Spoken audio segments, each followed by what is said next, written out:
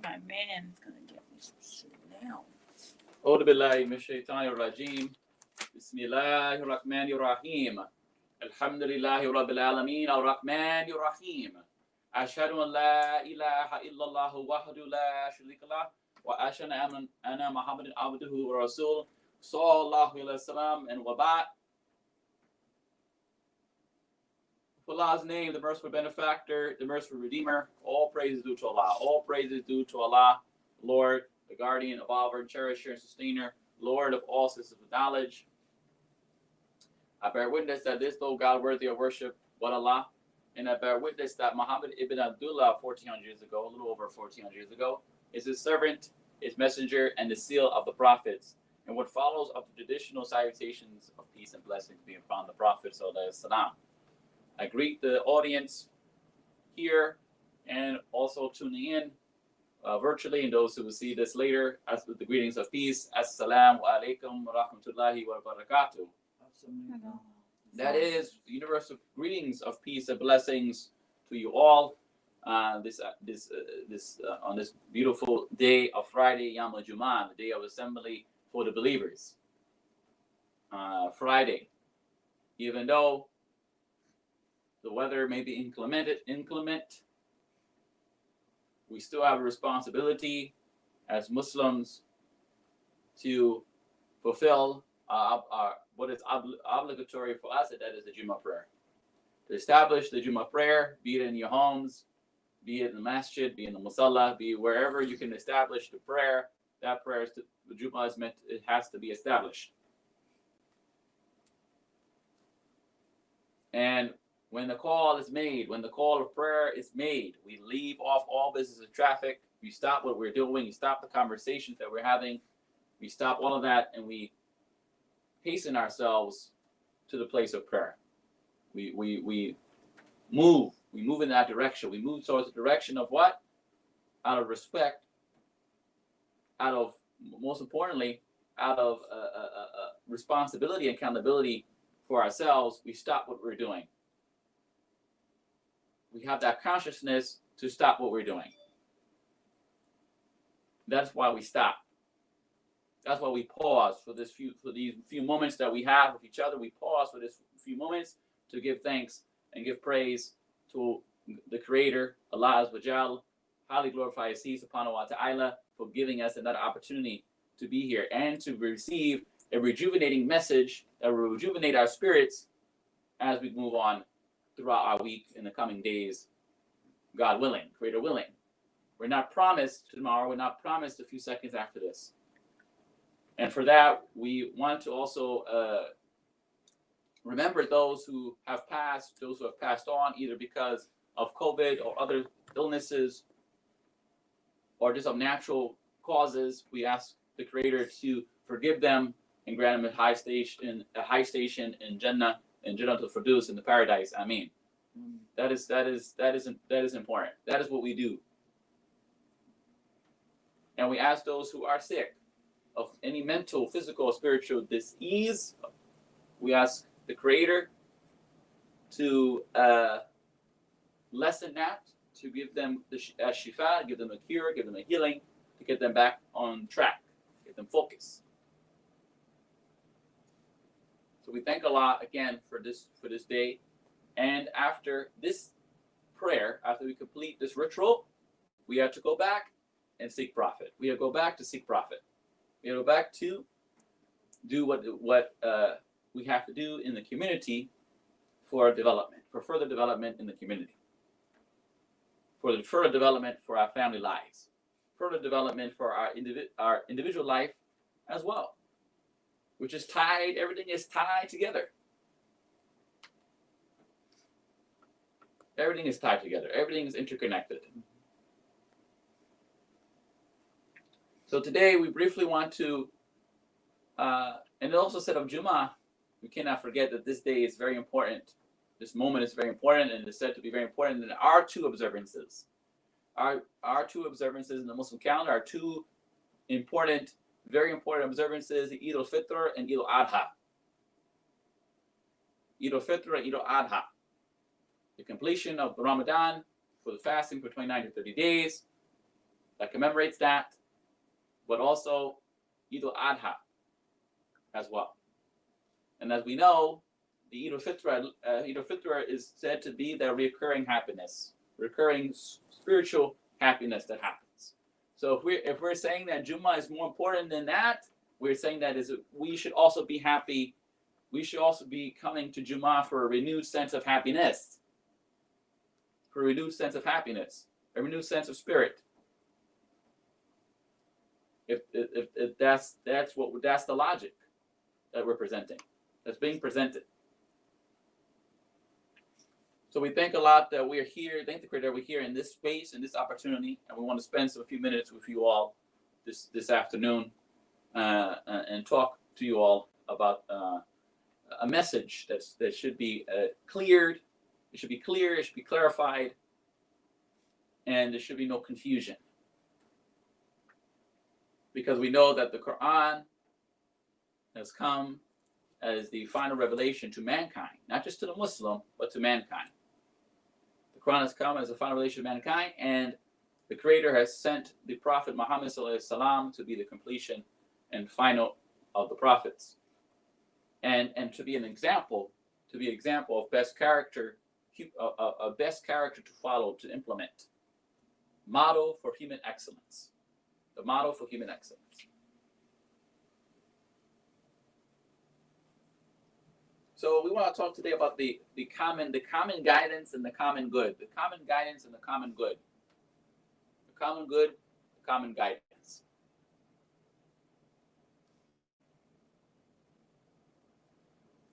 This common good and this common guidance has been referred to in the Quran as the calling to call the people to good work, race towards all that is good, be in accomplishment towards all that is good. The Quran invites us to goodness. It invites us to establish community. It invites us to what? It invites us to that which will be productive for our human life and productive for our development of human life. And it's the same principles that's been given to those who came before us, the Jews and the Christians, even in their books that we are to believe in as part of the 6 articles of faith. We are to believe in the Torah, the Old Testament, the New Testament, the Bible, the Injil, as in this state of pure form. And then we know that the Quran is a correction to some to those things that were misguided. A correction to those who were misguided, those who strayed away from the straight path, as it says in the Surah Al-Fatiha.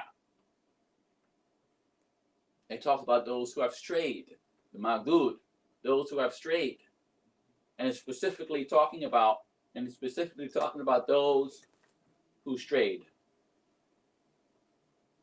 those who were left when Moses, alayhi salam, went up to receive the revelation and came back down. They erected the golden calf.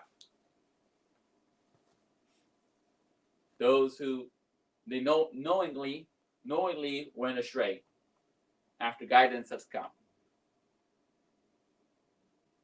The Trinitarian doctrine, knowingly going astray.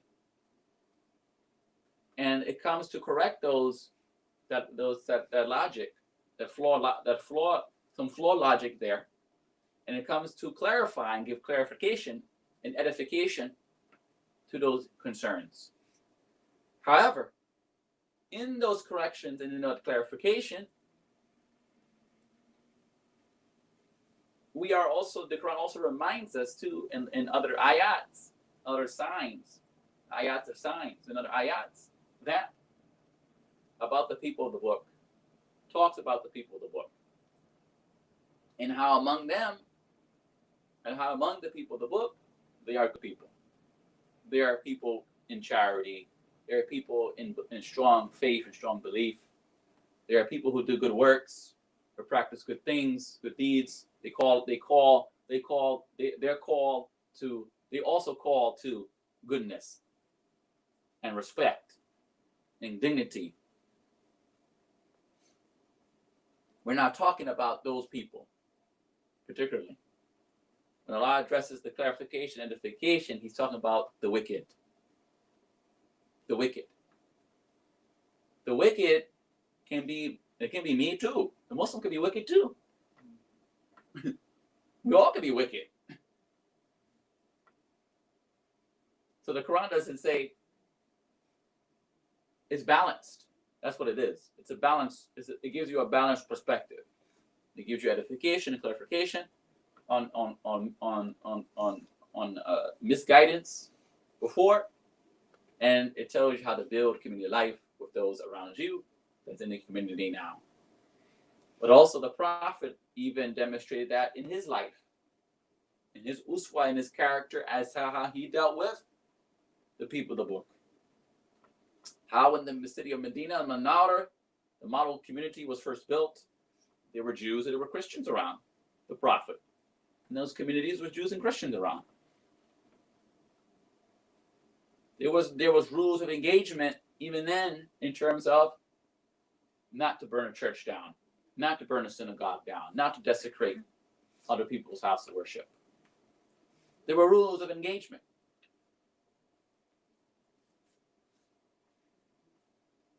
So that we have been given a model for human life and behavior in excellent form. And in that for Prophet Muhammad sallallahu alaihi wasallam, but even in the Christian faith, they've been given Christ Jesus, or Isa ibn Maryam, Jesus the son of Mary, is also seen as a sign and a model for best human life. So the Prophet Muhammad sallallahu alaihi wasallam, in that word of that word, that protected word of Isa ibn Maryam, Jesus Christ, represent the same. The calling to what? The common good and the common good and the common man. Common good and the common man.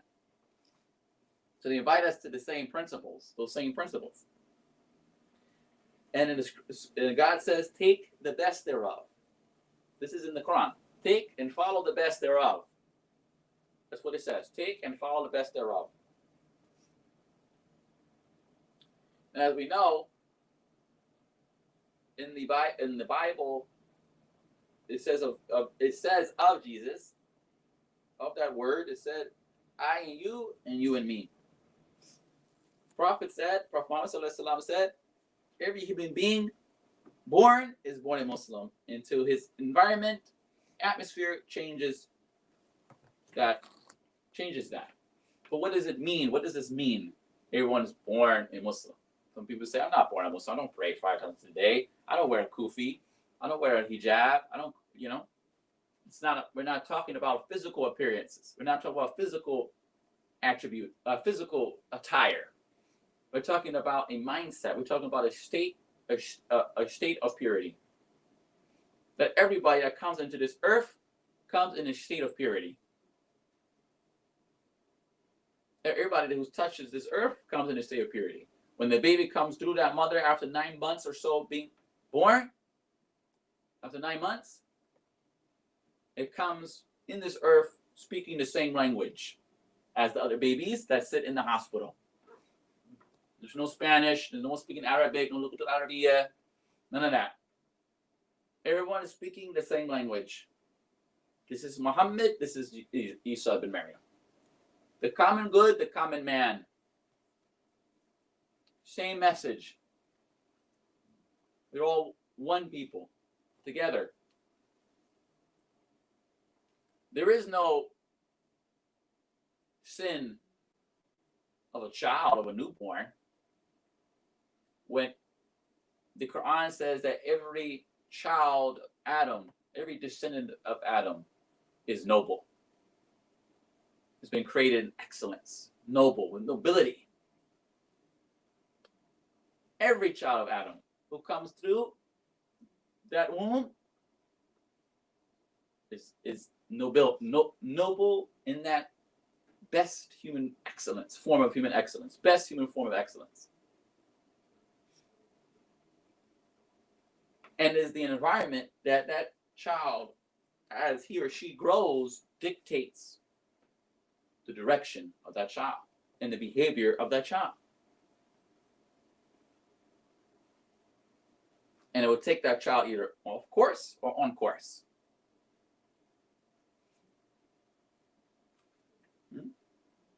So that's what we mean that every person is born a Muslim. So the Prophet Muhammad is pointing to the same excellence, purity, and goodness. This is what the Christians say, and the Jews. Especially the Christians, when they talk about Christ's nature. When they talk about the Christ nature, this is what they're referring to. And it's what Muhammad referred to. And there's a hadith that talks about there's going to be a time when you will see Muhammad, Prophet Muhammad, me, and Isa, Jesus, together. Now, this is a very, maybe we can go on with this topic. Let's try to keep it very, very common. We're trying to keep it very common because there's a lot to break down here. But yes, there are disagreements that we do have with some beliefs of the people of the book. There are disagreements. But even in the disagreement, the Quran reminds us to what? To how do we, to speak to our brothers and sisters? Come with the best. Come with the best. Speak with the best. Come with the best information. Present the information in the best of manners. Don't present in ego. Don't present in arrogance, in an arrogant state. But present the information with respect, for your brothers and your sisters. That's how the Quran tells us how to deal with people. It doesn't tell us to go around and curse people out and call them names and call them all types of crazy and say, why are you doing this? Why are you doing that? We don't like that done to ourselves. So we shouldn't do that to others. This is the point. We should not do that to others. But having a conversation and exchange, like we have here, having an exchange is healthy. Having a healthy exchange of ideas, healthy exchange of principles will only bring us together. It shouldn't separate us. It shouldn't divide us. But man has used, the wicked man has used religions to separate men and women. Has used that as a tool of oppression, a tool of dictatorship. This is a fact. We know this. But that's the wicked man. That's the wicked man upon which the Quran addresses the wicked. It addresses that scheme of the wicked. And it says that scheme of the wicked is weak. It's flimsy. It's not sturdy. It's not built sturdy. It's not a sturdy house. It's a flimsy house. It's built on a flimsy foundation, a very weak foundation. In it, that it says a lot. It said man plans, but God, Allah, is the best of planners. So the wicked know their time is up. How they have tricked the people, how they played the people, how they manipulated the people, how they oppressed the people, their time is up for the wicked man. But for the common man, male and female, for the common man, this is our time. Our time is now. For the common man. And let's not forget, the Prophet came to who? The common people. He didn't speak above the common people. He spoke to the common people. And it even said of Isa ibn Maryam, who came to who? The common people. He told, what they said to Caesar, battle with the Romans. Let my people. Well, that's Moses. Moses said the same thing. Musa came, even in the Jewish tradition. It's mentioned in the Quran too, and in the Bible. Musa spoke to the people. Moses spoke to the people. He didn't speak above the people. He spoke to the common people. And he said to the oppressor, Pharaoh, let my people go. Or let my people go free.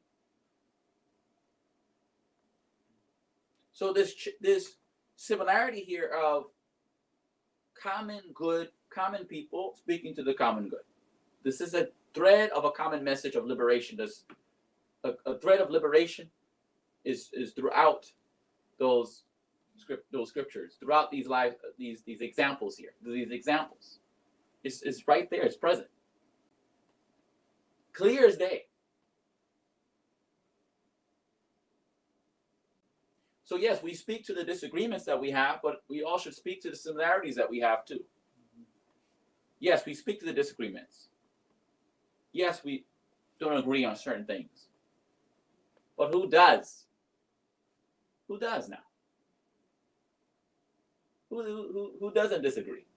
That's not the point. The point is asking, is following the best thereof, the best examples that we've been given in our faith traditions, and calling people back to what? Morality, good morality. Good morality. Calling people back to faith. Calling people back to not just faith, but also good works, positive works. That's the calling back. The faith tradition should be working to do that. Call the people back to that. Not call people to the filth. Not call people back to lies and deceit and mischief. Call people back to the common good. To embrace the common good. Alhamdulillah.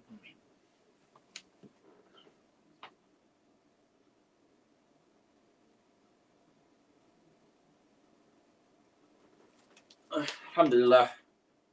Alhamdulillah Rabbil Alameen. Allahumma salli Muhammadin wa ali Muhammad kama sallaita ali Ibrahim wa ali Ibrahim. Allahumma barik Muhammadin wa ali Muhammadin kama barakta ali Ibrahim wa ali Ibrahim. Fil alamin innaka Hamidul Majid. Ameen. Assalamu alaikum. So this is where we're at. This is where we're at, brothers and sisters.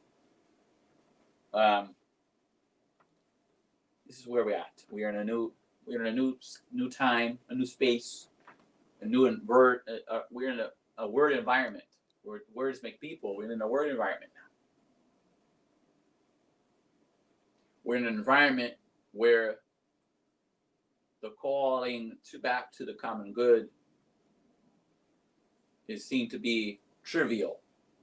The wicked have painted the people who call back people to the common good, painted them as those are the enemies, those are the people giving they're a joke. They're a joke. And the wicked says, well, the joke, this is the joke is on these guys who believe in these faith traditions. So let's use the faith tradition to exploit the people and just get people to spend money. Give the people consumerism. Let's turn the holidays and these observances into how can we make money? And lots of it. How can we turn these observances to make money for us? And for people to take lightly those who call people to the common good of humanity. Take them lightly. But take us serious. Give us your money. This is the environment that we're constantly combating, that we're constantly traveling and traversing through on a daily basis. It's led to a lot of people to feel conflicted between their faith tradition or in their faith tradition that has values to it. Or it should have values. Your life should be built upon values and morals and principles. Right? But then for those who designed the wicked part of society, say that forget your morals, forget your principles, forget your foundations. We just want your money. They want your mind. When we get your mind, then we get your money.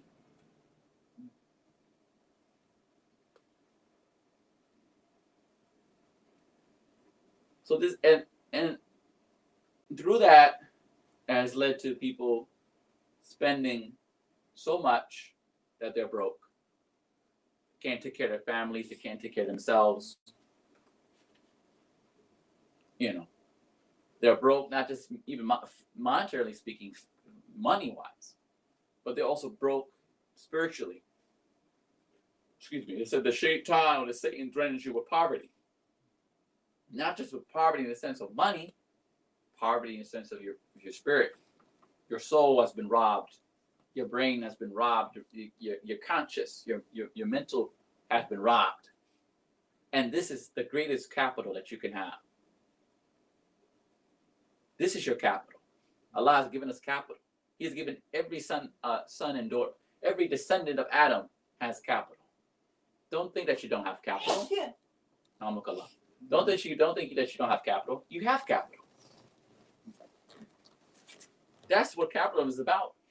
Capitalism is about a battle of who can use the most of this in terms of ideas, either for the good or for the bad. Either for the good or for the bad.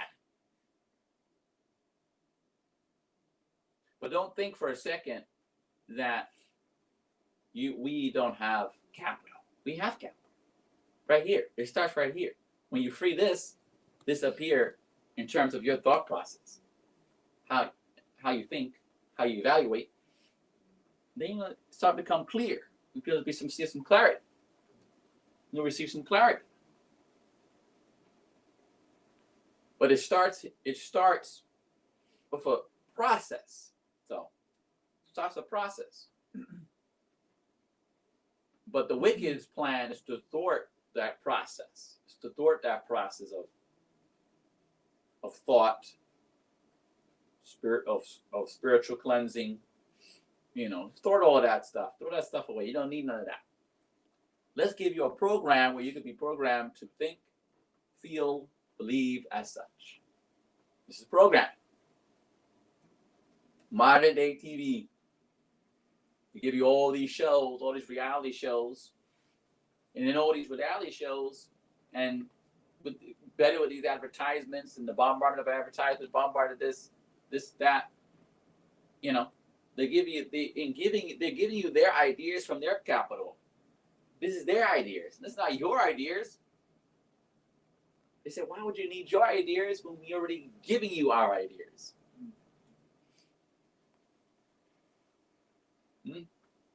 That's not freedom. That's slavery.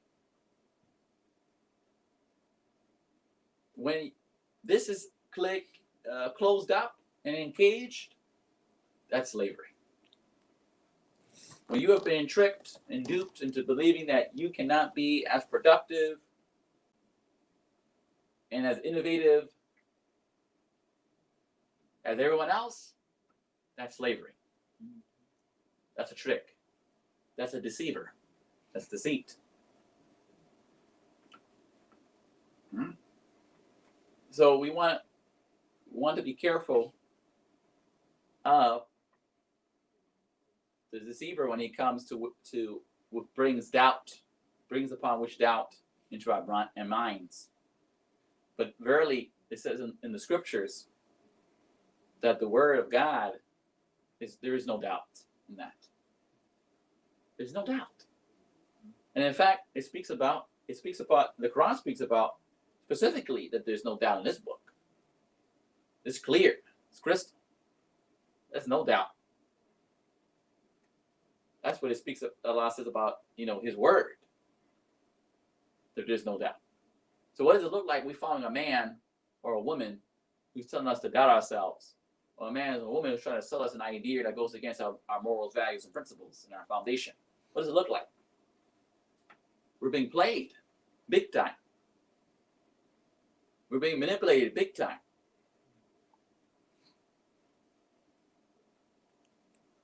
So we want to come back and make the call back to that which is good, the common good, our common humanity. What do we share in our common humanity? Call people back to that. That's the call of prayer. The call of prayer is calling people to humanity, their common humanity, their common humanity that we all share. That's the call. That's the call to prayer. The call to cultivation. The call to prayer, to pray, but also after prayer, the call, even in the call itself, is calling you to cultivation at the same time. Cultivate what? Your mind, your spirit, your body. That's what it's calling you to. It's calling you back to your original human nature, which is what? So we said earlier, that every child or descendant, every descendant of Adam alayhi salam, of Prophet Adam, of Adam alayhi salam, is given its nobility and is in this excellent form. You're not born here as a sucker or a sinner. You're born here in your excellent mold. Allah's brought you through your womb of your mother through 9 months in your excellent mold. So let us come back to our excellence. Let us come back to being excellent in terms of what we need to be doing in our communities, calling people back to the common humanity, the common decency, common morals, the common principles, the values. Let's build a strong foundation. What we have as Muslims specifically, we already have been given a good start in our foundation of the Quran. The Prophet Muhammad sallallahu alaihi wasallam, his example, his uswa, his character, and also for those who are students and workers here in the community of Imam Warafadi Muhammad. May Allah forgive him his sins and grant him a high station to the Firdaus. Ameen. We've been given that